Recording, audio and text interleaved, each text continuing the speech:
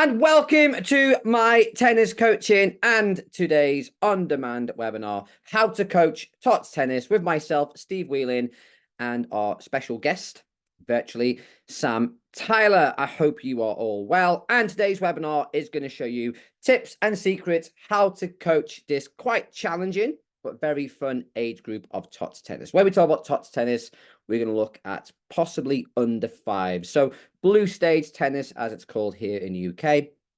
And the webinar is in 2 parts. I'm going to deliver the theory here from my tennis coaching, and we are also going to show live video clips from a live workshop that we did with Sam a few weeks back at David Lloyd Enfield.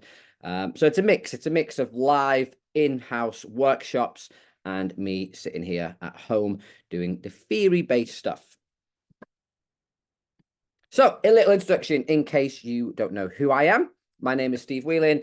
Been a tennis coach now for 22 years. I know I don't look that old, but I am, unfortunately. But yeah, I've been coaching for 22 years, straight out of school, straight into tennis coaching. And I coach or have coached all ages and stages from Tots tennis up to sort of national level junior players, adults, schools, preschools, inclusive tennis, obviously performance tennis, you name it, I've probably coached it. I mainly work in the under 10 or under 12 performance pathway at the moment. A big part of my coaching career has been working with talent development. So working with under 10, under 12 players and getting them up to sort of county, regional, national standard here in the UK. I've also been a coach developer or coach educator for the Lawn Tennis Association here in the UK. So I deliver coach education courses, qualifications, coach education workshops. And of course, I am the founder and main coach educator over at mytenniscoaching.com. And over the past couple of years, I've been exploring ecological dynamics. If you're not familiar with ecological dynamics, think everything about traditional tennis coaching. So isolating skills, basket drills, technical heavy coaching. It's almost the opposite. And it's very much a methodology where we develop players through play, implicit learning, and it's a lot of science-based stuff with ecological psychology, also how we move and how we learn to move as humans as well. So a lot of the stuff that we'll sort of talk about today, and you'll notice a lot of stuff, especially within the Tots landscape, is very much via play, because the players are quite limited in terms of how much information they can process. Therefore, as tennis coaches, we've got to be quite skilled of setting up practices where the players can explore movement solutions. And again, no matter what age group you're working with, whether it be tots, reds, oranges, greens, adults, the science shows us that we learn more through playing than we do actually being told. So I've been exploring ecological dynamics over the past 4 years.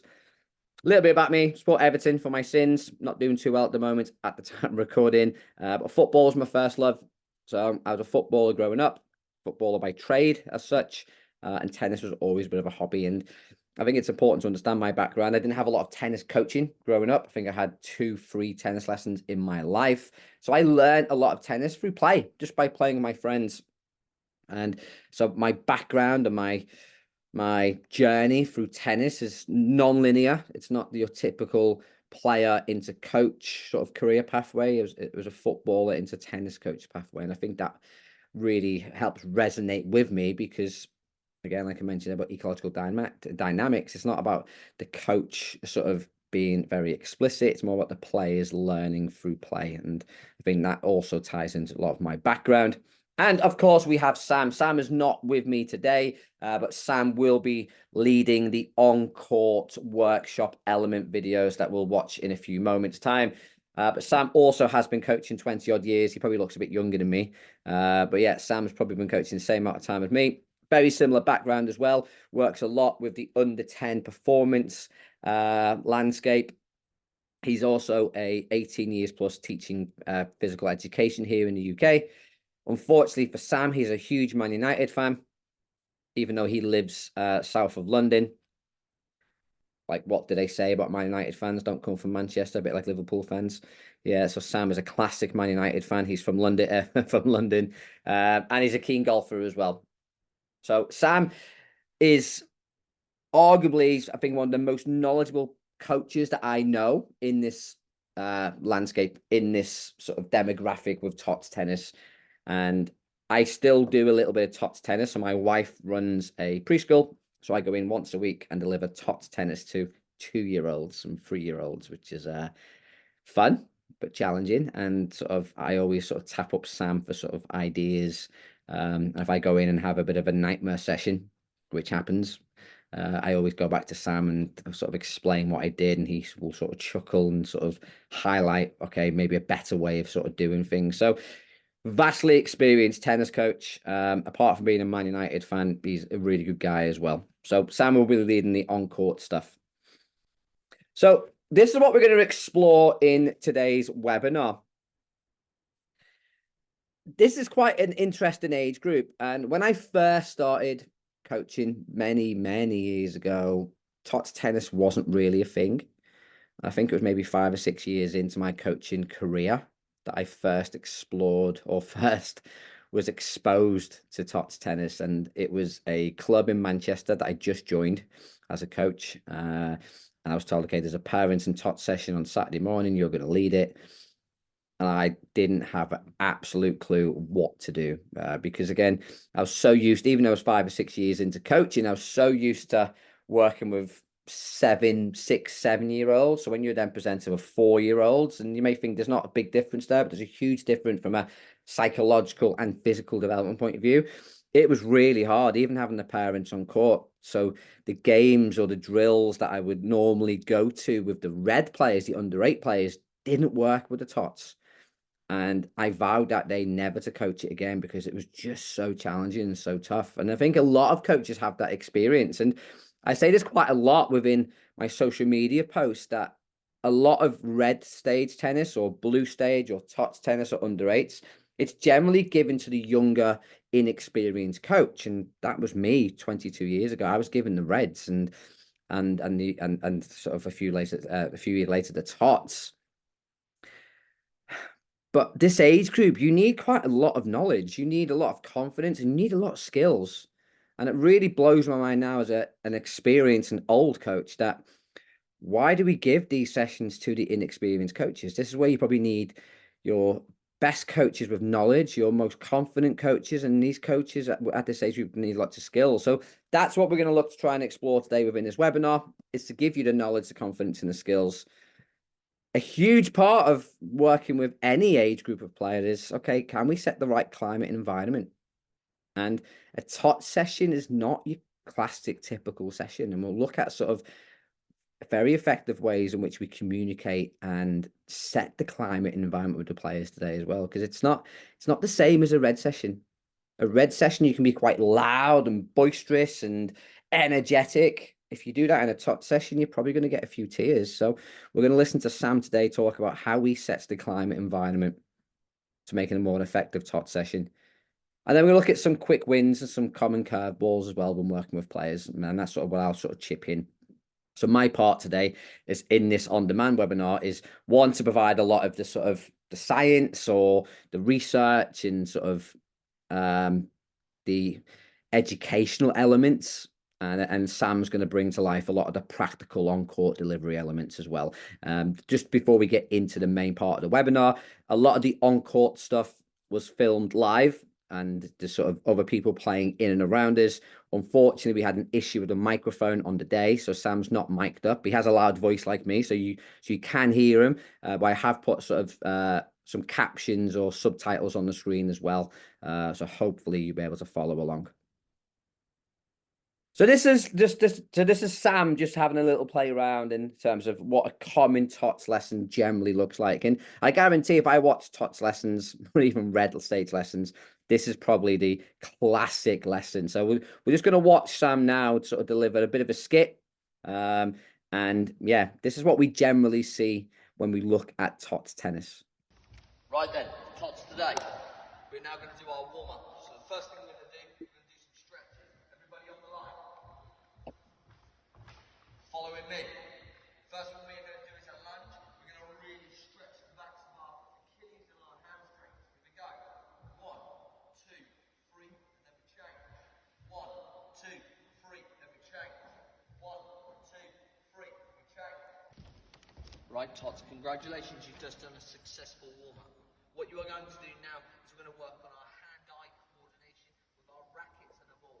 What I want you to have a go at doing, you have to do 100 of these, by the way, okay? You're going to set up, looking athletic again, and I'd like you to do twiddles. 1, 2, 3, 4, 5, 6, 7, 8, 9, 10, 11, 12. Look at my focus, look at my focus. And again, 1, 2, 3, 4, 5, 6, 7, 8, 9, 10, all the way to 100. No mistakes. Go. Right now then, players, everybody sit here in a line and stand still. Actually, sit down. Stay still. Stay. Good job. What we're going to do today, everybody, we're going to now work on our ground shots. We're actually going to look at the forehand today, Tots. Okay? What we're going to look at is we've got 2 spots here on the floor. We're going to start in a dynamic, athletic, ready position. And we're going to look like this. Okay? Then what I want to do, as Coach Sam sets up to throw you the ball, you're going to turn. You're going to make a star shape for me like this. Your contact point is going to be in front of you. So as you strike that ball, you are then going to go all the way through and finish over your shoulder. So your body is turning as you hit that ball. Watch me. Ready. Star shape. Finish. Right then, Tots. Today, in our lesson, we're going to learn how to hit a serve. We're going to start right back on the baseline here. We're going to be looking at where we throw the ball above our head. We're going to make sure we have a good hip turn as we take the racket back, getting the elbow high.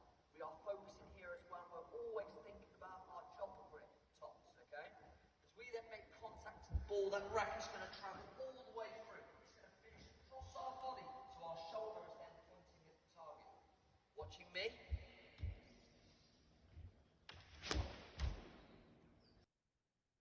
So yeah, pretty pretty common, pretty classic.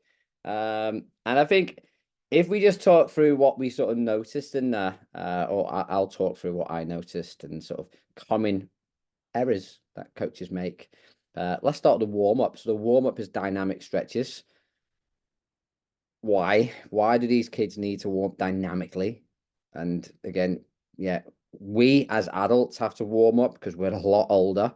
Yeah, our body's been through a lot of strain over the years. Therefore, we need to make sure that our muscles are warmed up and our body and our joints are lubricated and all that jazz. But kids don't need to warm up dynamically because they're still growing and stuff like that as well. So they're not going to really injure themselves or pull anything. It's very explicit, and the whole video is very explicit as well. So he's talking about grips and stances and sort of hip and shoulder and chopper grip and all kinds of technical stuff there. And even in the warm up, like talking about the lunges, I'm pretty sure Sam could have got lower there, a little bit upright. But very explicit instructions, and again, lots of information. And even me watching that back, like I was struggling to take all that information in because it's a bit boring. Like, and again, that's not how Sam coaches, and you'll see how he coaches in a few moments' time. But it's pretty boring. Like even I sort of I'm filming this recording, like I'm sort of glancing at my phone, I'm looking outside the window here in front of me, and I'm watching the dog. Like it's pretty boring. So as a 4-year-old who's got this lovely environment in front of him, in terms of there's a net, there's a couple of spots, there's a guy with racket and stuff like that. So it looks kind of exciting, and I'm not taking all that information in. And I think that's a classic mistake. Again, we always see our role as coaches, as teachers. I have to teach the player how to play tennis. And we'll look at quite a lot today that, well, not really. Part of our role is to set the right environment and set the right climate. And I don't believe that tennis coaches are teachers. I see my role now as a coach, as a facilitator. I facilitate learning. I don't drive the learning. I create the environment. I set the environment up so the players can learn through play. And so hopefully you've seen a bit of a skit there. Again, that's not how Sam coaches. And I'm sure some of you can relate to that as well. And I can relate to especially a lot of my early coaching, but even just a few years ago, 6-7 years ago, like I'd be teaching a red session for these kids, and maybe slightly older than Tots, but 6-year-olds. And like there's a lot of explicit instruction in my coaching then. And probably not needed. And this is a great slide that I put together. And we've got two pictures here of preschools. So this is the environment that these kids either are currently in or they've just currently moved from. So this is like a preschool environment. And what do you notice about the indoor and outdoor areas here? So this is the environment these kids are interacting with on a day-to-day basis. This is where a lot of their learning starting to happen and sort of and develop here. So what do I notice? Well, first of all, look at the colors. Like there's so many colors. It looks really bright and engaging. If you look at any Tots toys, under 4 toys, it's always bright colors. Mascots have big eyes, are very engaging. Anything in that age group is all about just getting their attention. There's a lot to explore. So there's quite a lot of stuff to explore. There's things of different shapes, different sizes. There's no instructions. Look, there's no real instructions. It doesn't say this is how you play, this is what you do. It's a case of, okay, there's the environment. You go and interact and discover it yourself. And it's quite small spaces as well. And I think Sam will get onto the point today. Like sometimes we think that tots need lots of space. And we'll talk a few reasons why that's probably not the best idea today through this webinar. But like, to me, that looks absolutely like even I would quite like to go in there and just have a look and see all the different things that you could sort of interact and play with. And the title at the top there is It's a Tots World. We just get to play in it.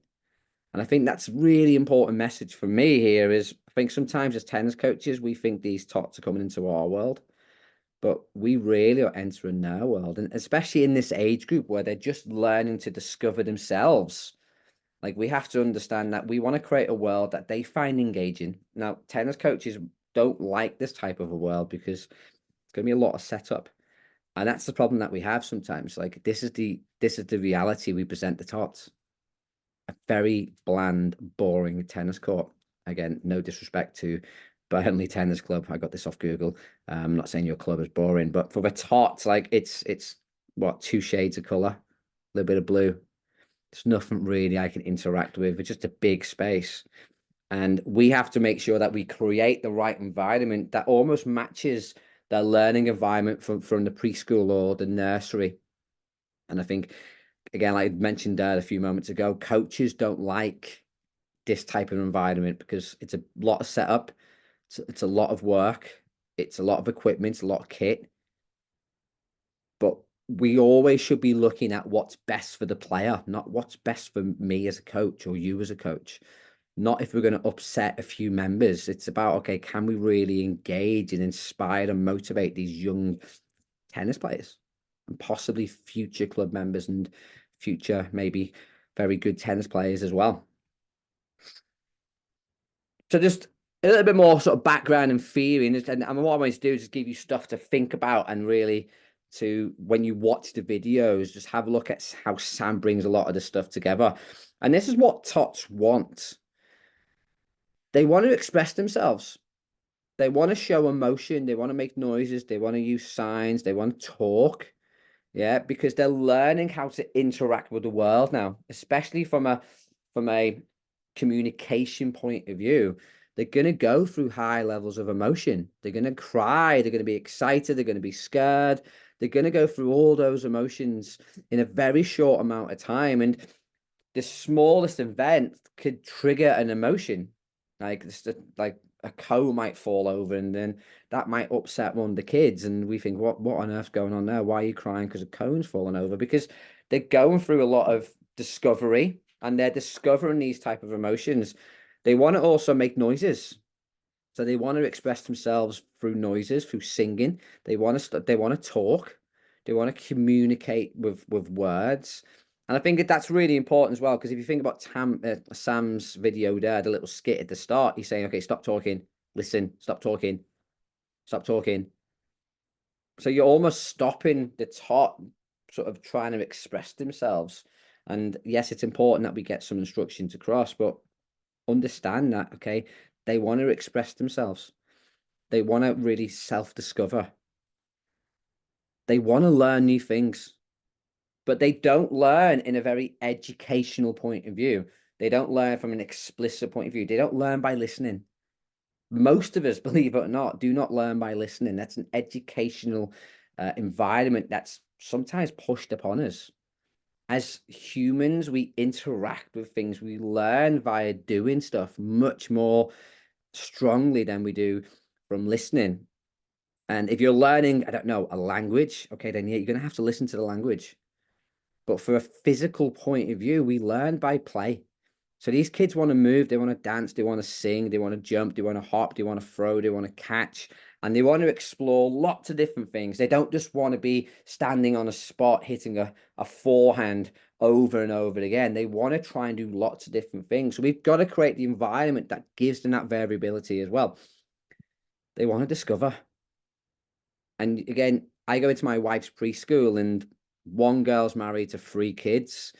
Yeah, one's a doctor, one's a truck driver like their dad. And you have to understand that everything around them is, they're trying to still work out fantasy and reality. And they're so creative, and they have such great imaginations, and they see the world in a very pure sense. And it's something that we lose as we get older. And I think we have to tap into that to really get a buy-in with these young players.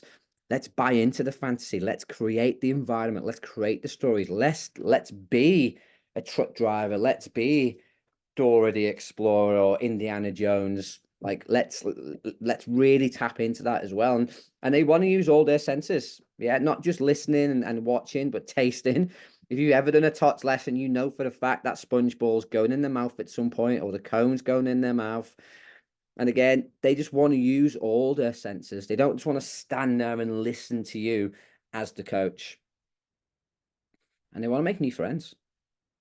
They definitely want to make new friends. They want to make new friends at their own age group, and they want to interact with adults as well. Because again, especially now, as I record this in 2024, a lot of these youngsters, the 4 or 5-year-olds, were obviously born during COVID. So a good part of their early years was spent in a very small family group. And we also have to understand that at this age group, that they don't understand sharing. They don't understand being cooperative and working with someone else. So if you're setting up an activity where 2 players are working together, yeah, you may find that, okay, it might not work because they don't like sharing. And the amount of lessons that I do, and players are fighting over the same equipment, and that's mine, that's mine, that's mine. It's because, again, they're not yet in that mindset of, okay, this is a team environment as such, and we share, but we're definitely in that position to make new friends. So now we're going to get into some of the videos. So some of the videos, maybe about 90 minutes, that's quite long, 90 seconds long or so. But Sam's going to sort of talk you through each one. I'll sort of talk a little bit in between each one as well. And this is all about the start of the session. So the coaches, as you'll see as the video goes on, the coaches are sitting down.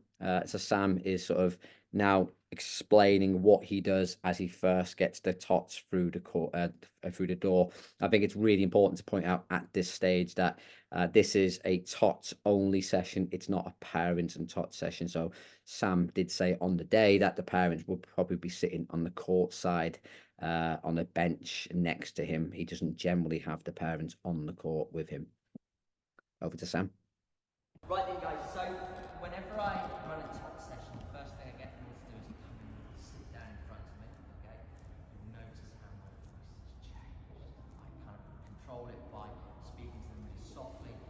Never raise your voice, because their immediate reaction will generally they'll just switch off straight away. So everything when I talk to them, I always get them in close. You know, when you're teaching adults, you can get them standing by the side of the court.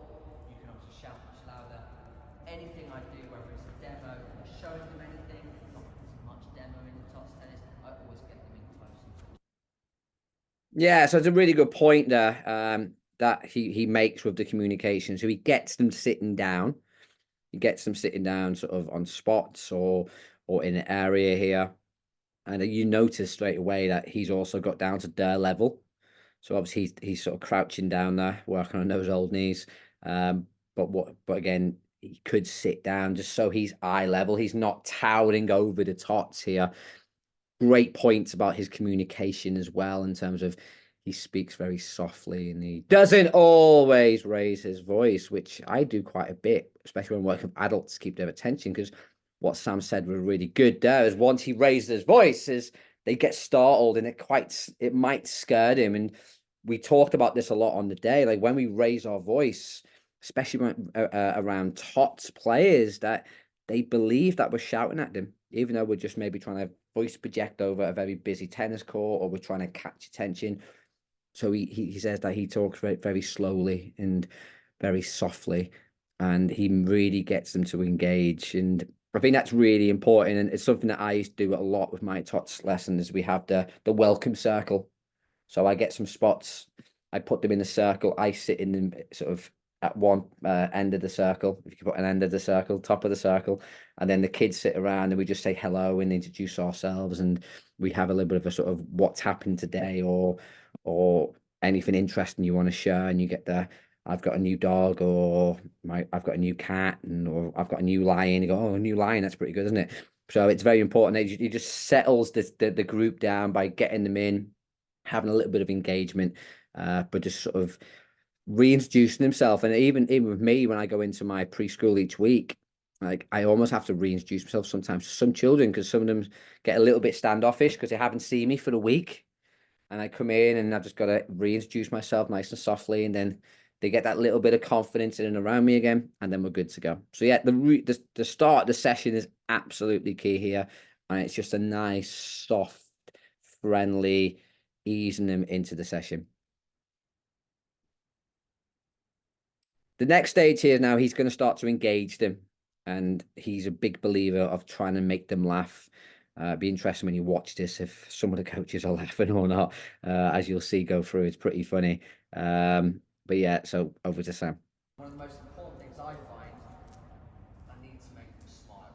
I need to make them laugh. I need to show them that I'm ready to kind of join in and have a bit of fun with them as well. So what I'll tend to do is, guys, right, okay, can you stand up for me? So nice to know. Just like, sit down. Oh my word. Sit down. Stand up for me. No, just like, guys, sit down. You can see straight away you're all laughing. Okay, you're all starting, some of you might be going, oh, but you're all starting to laugh, okay? What I then start to do is I want to start to get them moving. So stand up, guys. If you put your hands on your head, hands on your tummy, hands on your head, tummy, head, shoulders, head, tummy, bottom, shoulders, head, sit down. Stand up. Who can stand on one leg? You'll always get one who does this, okay? Can you do it stand still? Stand on one leg. Well, so I'm going, and then can you change legs? Can you stand on the other leg for me? Okay? Then what I want you to do, guys, is sit down again.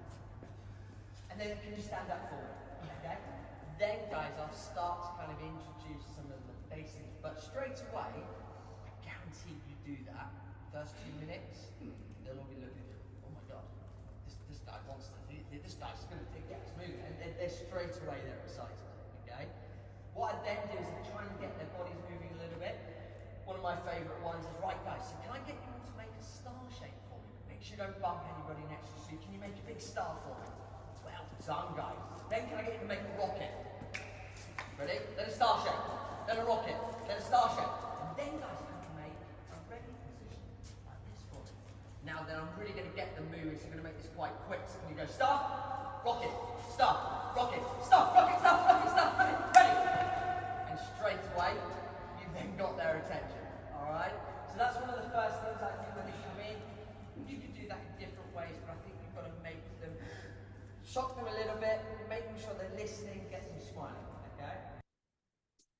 I think that's a great sort of, again, absolute gold from Sam.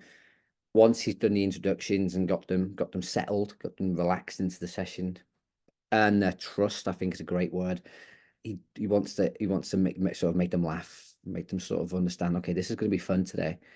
And you notice just there from his communication, it's not verbal, it's verbal and visual. So he's doing the action with the kids, and grab the bottom, and he gives a giggle, and stand up, sit down, stand up, sit down. And the coaches were like, oh my God, my knees and my back. And you sort of hear me giggling, it's sort of behind the camera. But even the coaches start to giggle as well. It's like, oh, okay. And it's just an easy way to get them to start to engage, but in the session, but not only just engage from a fun point of view, but because he's so Sam's so visual and verbal, like they're really now all zoned in on him as well. So he is, again, this is a compliment. He is the star of the show here. He is the he calls himself Mr. Tumble, but he is Mr. Tumble here. Like the kids will be completely engrossed and engaged with him. And now we start to get into a bit more of the specific games. So again, you'll see that he's already got his court set up here, just because it was a live workshop. And what Sam would say was he would set the one game up or practice up or drill up. And then as the kids were tidying that game away, he'd set the other one up. What he did say is if you set up lots of equipment and lots of stations, all that will happen, it's happened to me quite a few times, is when the kids come in, they'll just go off because they'll see all the different things to explore. Think back to the pictures I showed you before of the preschool. They'll see all the equipment and they'll just want to go off and discover. So Sam tends to set it up as the kids are either having a little drinks break, or he'll set it up as they're tidying away, or as the other games are running. You'll see in a minute that quite a few of the games they're running and they can run a little bit independently. He's already putting the next sort of bits and pieces in place. So here's a next exercise practice called red and blue. I use the LTA youth stuff a lot for this. Certainly the wristband that you have on, this really helps with this one. I would like, you don't all have to do it, but could I get some of you stood in between the red and blue spots? Whoever wants to have a go at it. And then if you can face me, guys. Okay? So, one of my favourite games again to get them moving. I only have, for all of our top sessions, I only have 6 in a group. That's our rule of our top sessions. Obviously, if you have more, you could set this up one side over here, maybe in your smaller zone over on the other side. So you can have 2 of them going if you wanted. Okay? So this is called the red-blue game. Okay? Now my job here is to try and catch you guys out. If I say red, you're going to jump to the red, or both feet on it. If I say blue, you're going to jump to the blue. Okay? Now obviously, you guys are going to know. I imagine you guys will be pretty good at this. Okay? But your job is to try and catch them out. Okay? So red, blue, red, blue, red, blue, red. Oh, I managed to catch you all out! What a result! Okay, let's try that again. Red. Again, quite a simple game, and he's just getting the players here to interact with his voice. He's getting the players, okay, start to solve a couple of problems. And yes, he's shouting red and blue. And if you did notice at the start of the video or midway through the video, he's also pointing as well. So he's giving a visual indication where to go. Because some of these kids might not yet sort of yet know their colours. And what I'd probably suggest here as well is, okay, another way in which you can do this is Sam could have a red and blue cone. So if he holds the blue cone up, they jump on the blue, holds the red cone up, they jump on the red. You know, if you follow me enough, you know that I'm absolutely huge on perception, visual perceptual cues, because in tennis, we need that quite a lot. We need to react to the ball or react to our opponent. It's not a verbal stimulus generally in tennis. But even if you hold up a blue cone, the kid can match the color of the spot. And I think that's a really good one as well. Here with the coaches, you'd hope they knew red and blue. But yeah, just a little fun game, getting them moving, starting to get them to explore their body. You could get them to move in different ways and hop and jump and one leg, right leg. And what you probably find is the kids will find their own movement solutions as well. On to the sweet stop, the sweet shop. I use this game most sessions, and I do different variations on it. So last week, obviously building up to the Easter break, these were Easter eggs. The week before that, one kid was talking about his favourite fruit, so we did it as the fruit game. You do it as the sweet. So there's so. I'm just going to bring it back, and I just want to apologize because I've put the camera behind John, who's like the world's tallest tennis coach. But in the middle, which you'll see in a few moments, is another hoop, and that hoop is full of tennis balls. So yeah, that's my fault. Apologies for that. The week that, one kid was talking about his favourite fruit, so we did it as the fruit game. You do it as the sweet shop. So there's so many ways to do it. Over Christmas, I say little elves, and they're delivering presents to houses. Okay? So guys, in the middle here, this is a sweet shop. Okay? And I filled it up with all of your most favourite sweeties. So what's your favourite sweeties? Wine gums. Okay, what's your favourite sweeties? Smarties. What's your favourite sweeties? Haribo. Now, if they say that, you're then going to say, "Are you vegan?" and you've got to go through all the process.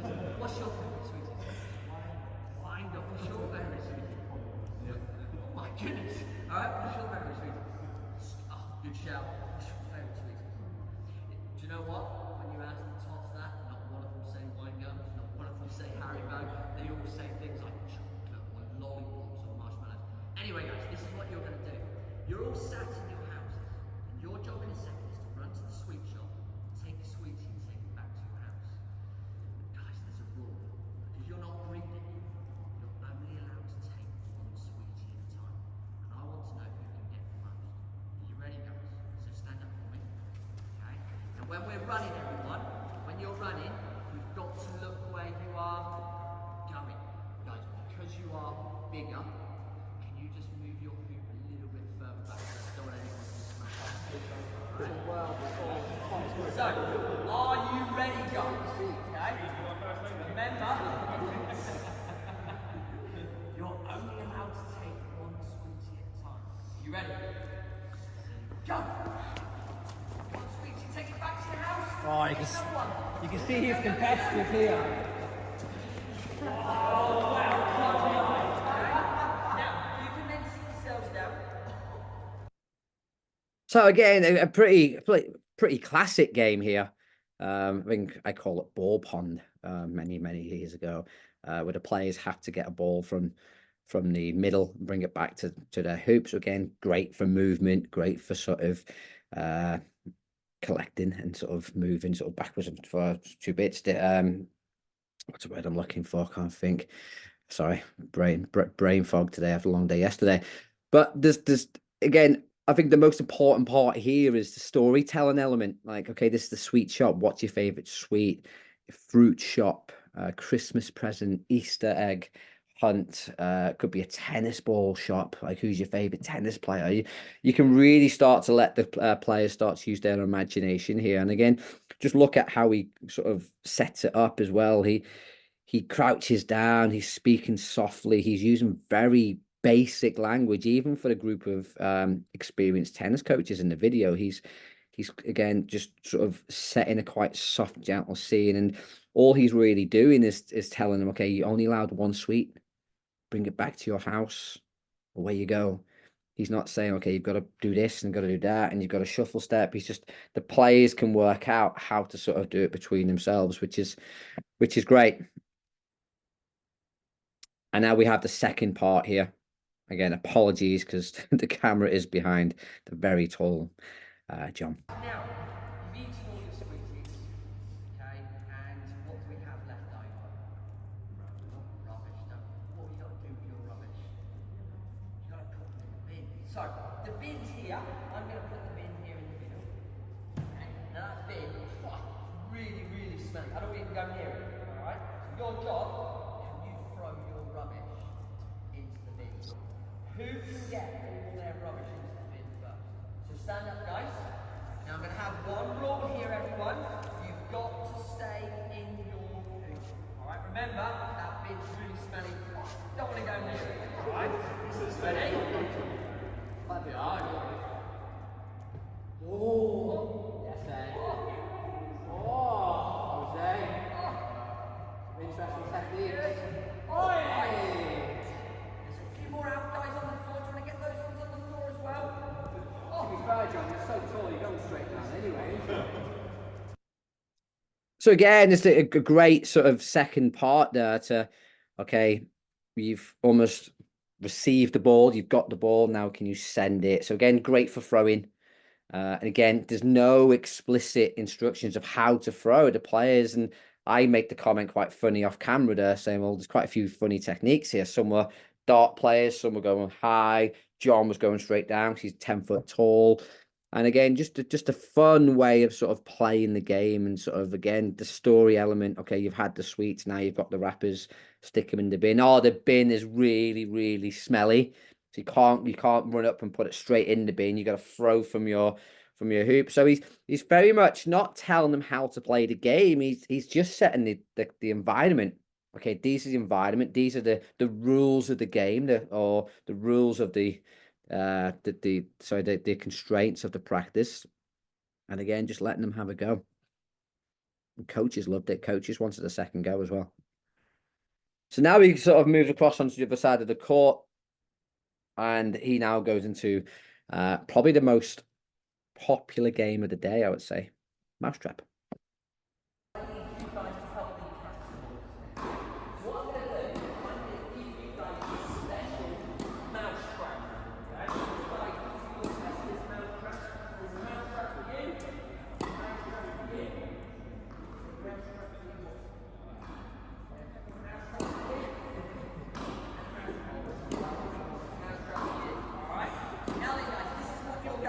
So I'm just going to pause it very quickly. At this stage, there's a couple of members playing behind us, so it's quite difficult to pick up what Sam's saying. But he's told the kids that they're going to catch some mice or mouse, and he's just handed them a cone, which is the Mousetrap. When I say go, you're going to run up the stairs. You're going to run up the stairs. When you get to the top of the stairs, a mouse is going to run across the court. Your job is to run. Throw the mouse, pick the mouse up, and you're going to go and put it in the cage beside that back. You then join the back of the field. Everybody happy? Okay? Ready? Right, you ready to stand up, guys? Where the ball? Right, you ready? Steady. Go! Run, run, run, run. Catch the mouse. Ready? Go, go, go. Catch the mouse. Run, run, run, run. Catch the mouse. Ready? Catch the mouse. Run, run, run. Catch the mouse. Run, run, run. And again, catch the mouse. Boy, you've gone too early to that back. Go. Start again. Ready? Go! Run, run, run. Catch that. Oh, stop. Stop. You didn't go up the stairs then. Oh, you've got to go all the way to the top of the stairs. Ready? Go! Stairs. Catch that mouse. Ready? Catch that mouse. Catch that mouse. And stop there. Okay? Again, what a great, fun, sort of interactive game. And in case you didn't quite catch it, hopefully visually you could see it, that the players had to run up the stairs, the spots, get to the top of the landing. The mouse or the rat runs across the landing. They've got to run down and catch the mouse and put it in the trap. And from a storytelling perspective, again, it's really fun, isn't it? Like, okay, this is you got a mouse in the house, and you got to go and try and trap it. And it was interesting because one of the coaches on the course who I work with, she went back to our club in the evening, and I was there as well. And she did a Tots session, and she played Mousetrap. And she started off by saying, "There's mice in the building." And one of the parents got really freaked out, going, "It's really mice." And she's, "No, it's I'm not pretending. I'm setting up a game." So shout out to Suze if she's watching this video. And yeah, again, from a development point of view, you got loads going on here. You've got the dexterity, is the word I'm looking for before. You got the dexterity, the footwork. You've then got the perception action of the mouse, and then you've got to try and run and track it and then put the cone on top. And again, it's just a great, fun game. And just try and now relate this back to the lesson that Sam did before with the forehands and stuff. And we'll talk a little bit about sort of racket work in a few moments' time. But like, this is fun. It's engaging. Again, the kids would absolutely love this. On to Splat It with the world's tallest Tots player. John, I really hope you're watching this, because I know John is part of the academy as well. But yeah, you are the world's tallest top player. Go down onto our knees. Ready? And push the ball to each other. So splat it and push the ball back. Splat and push the ball back. Splat, push the ball back. All right, Hulk. Hulk smash. Standing up. Stand up for me. So same again. Splat, push the ball back. Splat, push it back. Splat and push. Now I think you can probably guess what's coming next.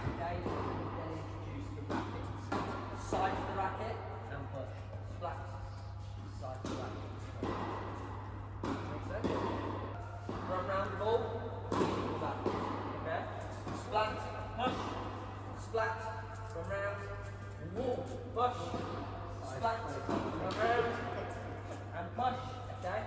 Another one you can do as well is splat, turn around, and then push, splat, turn around, and then push. Again, pretty much a classic game here of sort of floor tennis. And there's a couple of points that I brought out on the day in the workshop. I think we need to really understand that, especially this age group, these players are really comfortable inside the body because their perception, their field of perception is still quite narrow. They're almost like a horse with blinkers on, and their body awareness and their body control, everything in here is really comfortable. Anything to the sides is really challenging. And you'll even notice at that start here that they're rolling the ball in front of them. And I've seen a lot of coaches make the error of trying to get players to control the ball at a distance from the body, like a forehand or a backhand. It's too far away. The players struggle from a physical point of view, but also from a perception point of view. I think it's really vital at this age group that we understand what they are physically and mentally capable of at this age and stage. And again, if we go back to Sam's video at the start with the starfish, it's the worst thing you can do because one, it's not a natural tennis shot position. You don't see anyone like that playing a tennis shot. And two, you're making it really more challenging for the players. And with the sending and receiving as well, again, be comfortable if they're shoveling it, if they're just pushing it inside their body, like that's fine. Let them find their own way of doing it. And one of the coaches made the comment after this when I was talking about this whole physical development situation, like, well, would you change grips? Would you tell them that they want to push it out to the side? And I'm like, no. The game's relatively simple. Get the ball between the two cones, splat it before it gets to your spot. How the player decides to do that, completely up to them. And this is where we have to allow them to express themselves, to discover different ways. And the other point I'll make out here once you introduce the racket is backhand side is very challenging for the players. And if you watch a lot of the LTA youth stuff here in the UK, we encourage the players to go left and right hand because it's easier. I'm going to sneeze. Pardon me. Bless me. It's easier. Rather than bringing my arms across the body and trying to play a backhand, it's probably easier for me to go left and right hand. And that's pretty good for developing both sides of the body as well. So classic game. You can then develop this as well. Again, depending on the age and the stage and where the kids are, you can make this space bigger, make it smaller. And I like the little developments as well of running around the ball, and John with his size 27 feet, quite challenging in the space, spinning around. You can get them to stop it with different parts of the racket, the edge, the back, the back side of the racket, the butt of the racket. You can get them to stop it with different parts of their body and send it back with the racket. Again, you can be really quite creative with this, but this to me is the go-to exercise with Tots tennis. Again, I see a lot of coaches make the mistake of trying to get Tots tennis playing over the net. Again, you have to understand how challenging that is from a perception action point of view. Like the field of perception and perceptual development is so limited at this stage. They almost see in 2D. So forget that. So for them to see an incoming tennis ball and trying to judge the flight path of the ball, then judge the bounce, and then try and get a racket onto it is really challenging. They'll get more value from this.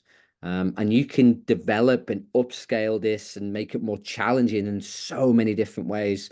But I wouldn't be looking to get my Tots, especially, and you definitely see here, we don't have any nets out. Like getting the net out is pretty much a pointless exercise. Beanbag tennis. Beanbag that I'm not a huge fan of is they are quite heavy. If you're trying to get the child to work on maybe a bit of strength in the hands, you know, but these are quite heavy. I'm sure Steve's probably got some light ones over there if he wants to have a go with those. But I do have a go at flick up and catch with the pancake game with them, if you like that. The only problem you do have is you always get the one kid that does this, and Okay? Ed. What I try and say to them is keeping it below head height. Also make sure they do it standing still. So again, beanbags are pretty classic. And I think what's great about a beanbag is it doesn't bounce. And Sam did say in the video there that some beanbags are quite heavy. So you might want to get some age-appropriate beanbags. In my wife's preschool, they've got bean bags, but they're not full of beans. They're full of like fluff, like you find in a sort of teddy bear. So they're really light and really nice. But just getting the player to explore moving the racket, and for me, from a physical development point of view, pushing the racket, like you don't strike a beanbag, you push it. Believe it or not, we push a tennis ball. We don't generally strike a tennis ball. Not all the time anyway. So again, beanbags, really good one to do. And yeah, you could get them passing the beanbag in pairs, depending again on the age and stage. You might get them to flip it into to each other. I do quite a good one where they've got to flip it into hoops or flip it over the head into a hoop. And so there's lots of imagination that can be used there with beanbags. And that's about it. So that's sort of what Sam talked through. And again, we're not breaking the mold here. We're not trying to reinvent the wheel. These are classic Tots tennis games. But I think for me, it's the secret sauce. Like a drill is a drill, a game is a game, a practice is a practice. It's how you deliver it. It's how you sell it. It's how you allow the player to express themselves and interact with the game. And these are sort of Sam's top secrets. The golden first 5 minutes. Get them in, get them sat down, get them relaxed. Have a circle of a welcome circle or whatever you want to do. And I prefer a circle just because if you get them sitting in a line, then they don't see each other. Yeah, there's a reason why at weddings we have round tables because you normally sit with people that you don't know. But because it's in a circle, you end up sort of chatting to people facing you because you're directly making eye contact. Pretty sure the wine helps as well. I'm not going to give anyone wine at Tots Tennis, but there's a reason why we have circles at weddings. So think about maybe getting the kids into a circle. How's your day been? What's the most exciting thing that's happened this week? Speaking softly, getting them engaged. Then get them up, get them laughing, get them sort of really engaged and focused in you, and then get them moving. Space was an interesting one we talked about quite a lot in the day because I've made the mistake a lot where I would use a huge space. The problem with a huge space with Tots, there's so much to explore. So Sam was saying when he works in his club, he doesn't even work on half a tennis court. He works on half a badminton court, and it's quite an enclosed space. Now, most of us, especially in the UK, we haven't got badminton courts or enclosed spaces to use. We are going to have to use tennis courts. But he was saying, okay, you probably want to just get them into the back quarter or two service boxes. You don't want to have a huge space because sometimes too much space is actually works against you because then there's just too much going on. And how he sets that space up as well. So Sam would, like I mentioned before, set up an activity. As the players are performing the activity, he would then start to set up the next activity, or when the players are putting the equipment away from the previous activity, he's getting the next activity set up. And he almost takes the kids on a journey and he fully understands what equipment he needs at what point as well. So he's pretty slick when he gets that equipment out. Communication, just speaking really softly, not sort of using high tone, high pitch, trying to get down to their level, good eye contact, very basic language, storytelling. I think one thing if you take away from this webinar today is create stories. And believe it or not, I think the players have great creativity and imagination as well. So they can create their own stories, which is really, really powerful. And never panic. And I think I would say for this, I would sort of back this for any tennis lesson, no matter what age or stage. Like, you're never going to get it right as a coach. You shouldn't be getting every session right. If every session is perfect, then there's too much structure to it. It's not chaotic enough. Players need challenge. Players need to get things wrong. Tennis coaches, we need to get things wrong as well. And I think when things do go wrong, it's just staying calm. And I've made that mistake as well within Tots Tennis where I've set up an activity and they've gone crazy and gone off. And in the past, I'd try and get control by raising my voice, which makes it worse, or trying to get them to listen and be really structured and regimented, which makes it worse. I think the key message I gave the coaches on the day is embrace it, embrace the chaos.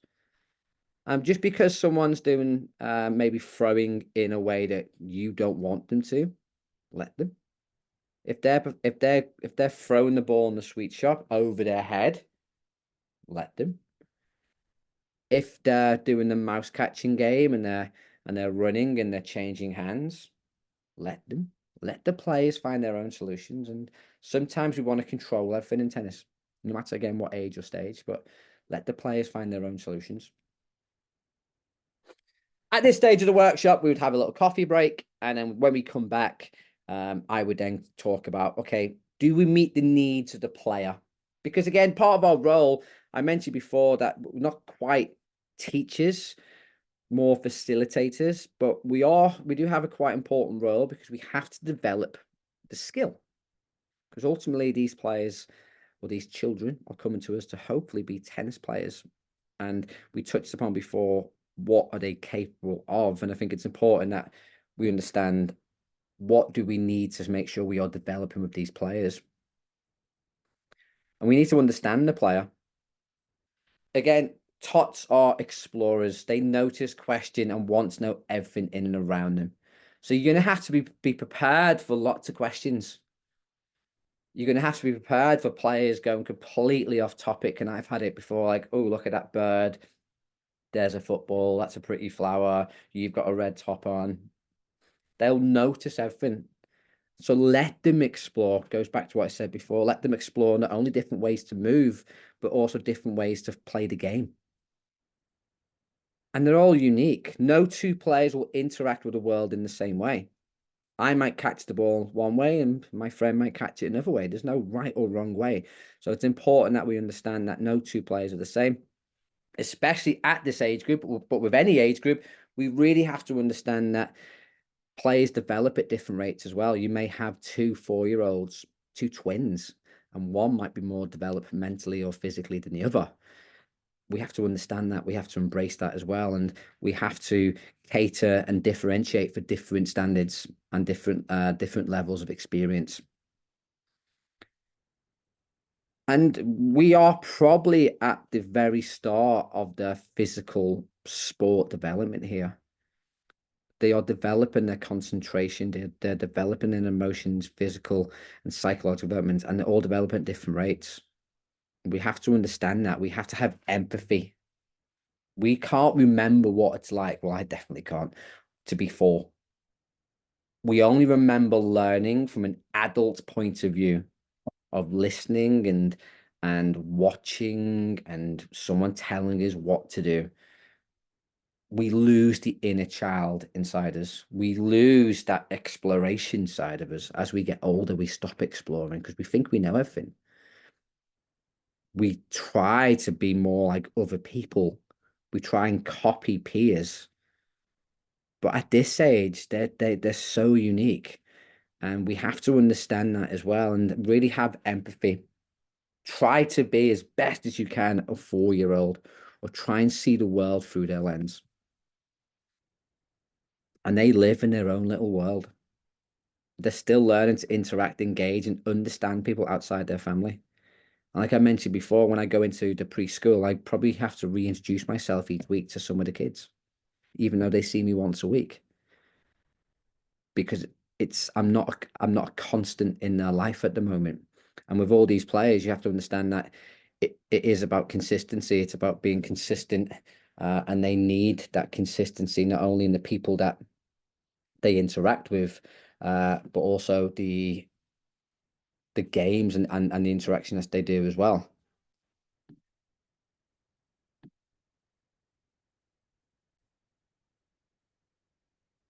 So what skills can we help them with then? So I think, again, physically, if we've got the balance, the moving, the receiving, and the sending, and as you've seen from a lot of the videos, it's very basic stuff. It's like moving on the spots, moving from side to side, chasing after the mouse. And even with the sort of the floor tennis or the splat tennis, we're we're starting to introduce elements of what tennis is. Tennis is very much a receiving and sending game. And again, a great point made up by one of the coaches on the day was, do we just focus on the tennis element? But if you ever follow me on social media, or if you're a member of the academy, we talk a lot about perception and action. You can't decouple, you can't take away the receiving, sending elements of tennis. Again, going back to Sam before, the golfer, like golf is generally a sending game. Tennis, you can't send without first receiving, and it's very rare that you receive without sending. So when we're looking at developing these skills with these young players, there always has to be an element of receiving and sending skills. And even going back to the red and blue game at the start, I think if you can bring in some perceptual cues, the red and blue cone rather than verbal cues, even better. But we can definitely start to develop these kids physically, but also probably more importantly, mentally. We start to encourage things like behavior and sort of values, let them sort of interact and develop colors, counting, problem solving, exploration, confidence, and bravery as well. So all the key skills. I think this is a great marketing sort of tool that we should be using more within tennis coaching, but especially within Tots tennis. Like, these kids are learning not only physical developments, but a lot of their mental development as well. And a lot of the stuff that these kids are learning within a preschool, we should be also helping them with within a tennis session. And then the social element, they're starting to learn how to communicate. They're starting to understand about working and sort of being around other people to try and solve problems. And then achievements, rewards. And I think with the achievements and rewards, Sam made a great point on the day. His most valuable tool, apart from balloons, is actually stickers. So using stickers to help develop behavioral traits such as sharing and listening and trying and putting effort in. And then I think more importantly, these kids want a nice, safe and secure space. And going back to at the very start of the session, part of our role within coaching is to make sure that they do feel safe. It's not a session where we are teaching and disciplining these kids. It's a safe space where they can explore, they can develop, and they want to be there. So then we set the coaches up with some tasks. So the task was relatively simple. Can they set up a Tots tennis activity suitable for the age and stage of the player? Do they meet the demands of the player? So do they meet what the player wants? Can they develop some skills within that game? And then Sam would then throw in some curveballs and stuff as well. And we're just going to highlight some of the best practices of the day. And this is the part of the workshops that I really enjoy, because it gives the coaches freedom to get out there and explore some different ideas as well. And we're going to look at some of those ideas now. And push the ball around around the circle. So once we've got that skill going, maybe do that once or twice, because invariably they're going to drop it. So you go, oh, I dropped it. You're going to try and catch it before it falls, so that they keep it engaged. Once you've got that sort of going, then the level 2 sort of progression would be you basically push and then tap the ball across on the balloon. So now we've got 2 bits. Now they're sending the ball up, but then we're also having to look at the ball as they're pushing it away from themselves. And also, like you could say, what we could add to this is exercise. So then, Nice. you get 2, and then you can get to 3 balloons. I mean, you could almost have a balloon for every child. Set the balloons on fire. Yeah, I've got. So again, quite like the creativity with this one from this group, in terms of using the balloons to sort of cooperate and sort of move around. Obviously, I think with this one, you've got to be careful with the rackets, because I think there's a safety issue here. Obviously, you've got 4 fully grown adults who are able to sort of be spatially aware of others around them, and the fact they've got a racket in their hand. But what we did say in our sort of feedback for this one is, okay, you could do this game just use hands. That would probably be a little bit safer. Then sort of using rackets. Rackets would probably be a huge safety risk. Will be quite interested if the Tots could keep 2 balloons going, especially working in a group of 4, which is quite a big space. But you could pair them up and get them to use the balloon and explore using their hands, keeping the balloon back together. They could also just do that on their own. So they just could have their space where they're using a racket and keeping the balloon in the air, push and tap, push and tap. So again, I think very creative idea. Just got to be careful of the safety element, and obviously the more variability, so the more people and the more balloons you add in, the challenge does start to get quite high there. But I love the idea of the progression system and the sort of level system in there. So a good effort. Probably just need to modify it and tailor it a little bit with your Tots. Of stand and surf. So if I ask them to stand, they just need to kind of split their feet either side. So if they're surfing, it's kind of like a surfboard. So they're on like this. So it's all about balance as well and stuff like that. So what I'm going to ask them to do first of all is they're going to stay inside this white square. So they're all nice and defined. So I know where they are. They're kind of just going to walk around and they're now just listening for me to say the one word for me. Okay, so you walk around for me. And stand. And they'll sort of split. And they're ready to go from there. So again, walk around for me. And surf. They're on and arms out again just to keep our balance from there. So this would be, Steve, this is your level 1. Level 2, the spots now become islands, and I'd ask them to move to an island or balance an island. So I might say, can you stand on 1 foot on an island again? So they either stand and surf, or go to the roll. Again, you walk around for me. Okay, and stand. There. So again, already one of the children's got directly straight to a spot that's new, but they need to be listening. Okay, right, again, walking around. And island, and can you stand on 1 leg for me? There's now got a whole balance on there, so they're engaged. So again, I love the storytelling element of this one in terms of stand and surf. I like the play on words with serve as well, and it's getting the players to interact with a verbal command and then trying to find a different way of positioning their shoes over the line. I think challenges here, possibly for the Tots, would be the differentiation between the 2 stances. Very similar. Again, you could help yourself here by having maybe 2 blue spots for the stand, either side of the line, and then 2 red spots for the surf. So then so they have something visually that they can actually see and interact with their shoes. And what I said to the coach in the video as well is afterwards, okay, it'd be really good if you could do it, because again, we want a visual perception cue for these players to interact with from a tennis point of view. So again, if the coach is doing it, then the players can look at the coach and interact and react to how the coach is doing it. But again, love the storytelling, love the inclusion of the islands and stuff as well, and you can introduce shark attacks and you can get quite creative with this game.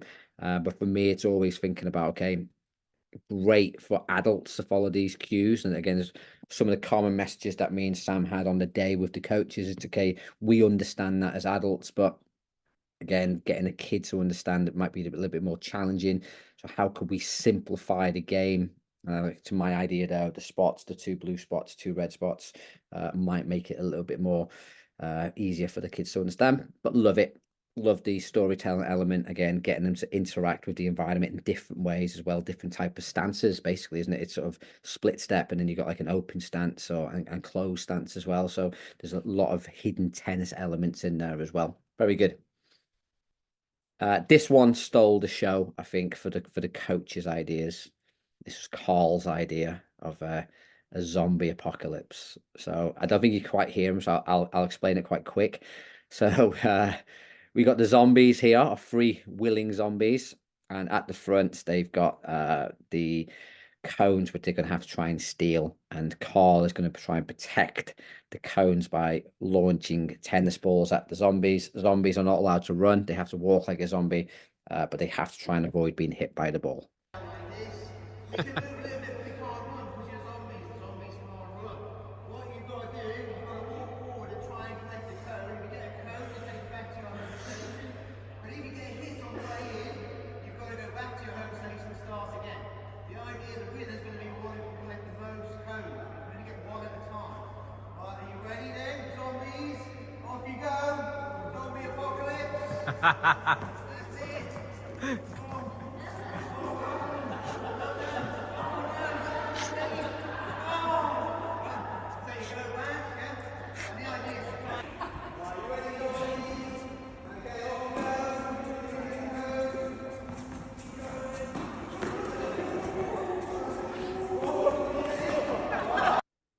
Yeah, what a great fun idea in terms of just again being creative with the game, being creative with the storytelling. And again, the zombies have to interact with the ball. They're gonna have to move around. Then you've got the protectors trying to sort of interact with the zombies as well. So yeah, great. Absolutely loved it, and the coaches loved it on the day as well. And I think this is our last one. They're going to have the rights, the red and the rights, the blue and the left. We're going to be holding it properly. One of them will start with the ball in, and we're going to say you're just going to pass it to a teammate. But we're going to say open the gate and close the gate. So they're not throwing it. It's just kind of open in, and then the park is closing. They can start it while sitting, they can start it while standing, however capable they are. Very, very simple, kind of go around a few times. So this would be kind of level 1. Level 2, we have the coach saying red or blue. So if the coach said red, whatever side the red cone was on, then pass to that team. If they said blue, we would go back the other way. Blue again, around, blue all the way. There's a third progression that we spoke about, which was if you had like 4 people, you could do it across to the person in front. So you just add another instruction. Or we could have, it's not really going to work with 3 of us, but waiting for my teammates, catching. You're not really going to pass it to your teammates until they're ready. Again, another very creative idea in terms of sending and receiving. I like the idea of not throwing and open the gate. I think the coach called it there, and close the gate. So again, I like the fact that it makes catching easier because you're using the 2 cones to sort of catch it in between. Challenge, I think there for Tots would be obviously 3 players going to be quite challenging. The red and blue command, I think, might be a bit of a struggle at Tots, but again, could be really good for red. But I like the idea of the last progression, which we unfortunately we didn't see about when we sending just in 2s. But I did like the elements again, maybe towards red stage players of introducing more chaos, introducing of a ball and stuff like that. But again, some great ideas there from the coaches. Would just sort of be wary of over complicating it. And I think if you look at sort of these games, which again, absolutely great games, very creative, some great storytelling, just make it a little bit simpler and a bit more attainable, I think, with Tots tennis when you are developing and designing your own Tots tennis games. But I know from me and Sam, we sort of looked at these games and we were going to tinker with them and sort of make them a little bit into our own as well, because I think these are great ideas. I mean, that's a thing that I said at the start of this webinar. Like, you try out these games, and if they don't quite work, don't throw them away. Modify them, change them, because all these games will work. It's sort of just making sure it's age and stage appropriate. But love the ideas from the coaches. Again, that's probably my favorite part of any workshop, is where you give the coaches a little bit of knowledge in the morning, you build their confidence up, and then in the afternoon or after the coffee break, you let them go, and that they then start to come up with their own ideas. And it's always interesting, like I just touched upon there, like they will do it and they will work with fellow coaches. It's when they bring it out into the real world that you start to really unpick the sort of the effect they have. And I think going back to Sam's point before about don't panic, like when you try games like this, don't panic. Like, it is going to be chaotic, it is going to be messy at the start. That's a good thing, because the players are working out how to do it. I think sometimes we'll try stuff like this, and even me sort of talking now, I'm saying, well, that might not work. I don't generally know. Like, you'll have to get out there, try it with Tots, and if it doesn't work, let it run for a little bit and then start to make slight modifications.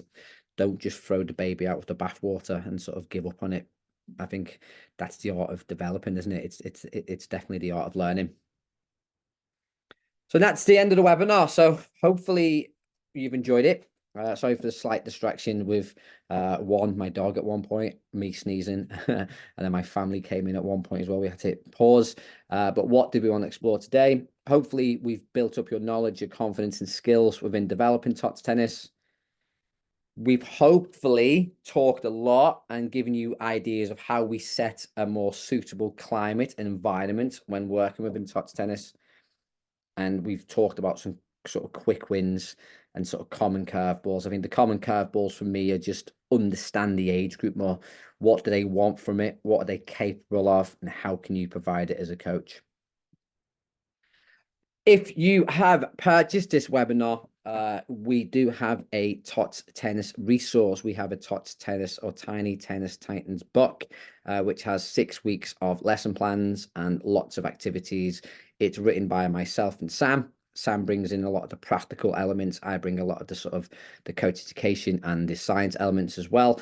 So that will be in your email with this webinar. If you are on the My Tennis Coach Academy, it is under my resources, but that's just a little free gift as part of this webinar. If you are in the UK or if your national governing body accepts independent learning, you will be sent a certificate with this webinar as well. Once you've completed it and done a little bit of reflection to show us that you have completed it, we will send you a certificate which you can then send to your national governing body and get a independent learning credit for your coach's license or coach accreditation. And last but not least, if you're not part of My Tennis Coach Academy and you have enjoyed this webinar and you'd like to see lots of other webinars, please do consider joining My Tennis Coach Academy. Head over to mytenniscoaching.com. We have lots of webinars, coach roundtables, 200 plus now practice designs, including free ebooks. And we've got a worldwide coach community using the ecological dynamics and constraint-led coaching approach. If you use the code MTCA workshop, you get $100 off your yearly subscription, not only for the first year, but for life as well. So if you have enjoyed this webinar and would like to see more with all different ages and stages of players, please head over to mytenniscoaching.com and My Tennis Coach Academy. And last but not least, if you do enjoy my content, head over to mytenniscoaching.com. Not only do we have the Coach Academy, but we have lots of free resources as well, including podcasts, webinars, articles, you name it, videos. We've probably got it over there as well. But yes, thanks so much for purchasing this webinar or watching it on My Tennis Coach Academy. And yeah, best luck with your Tots tennis journey. And until next time, I'll see you soon.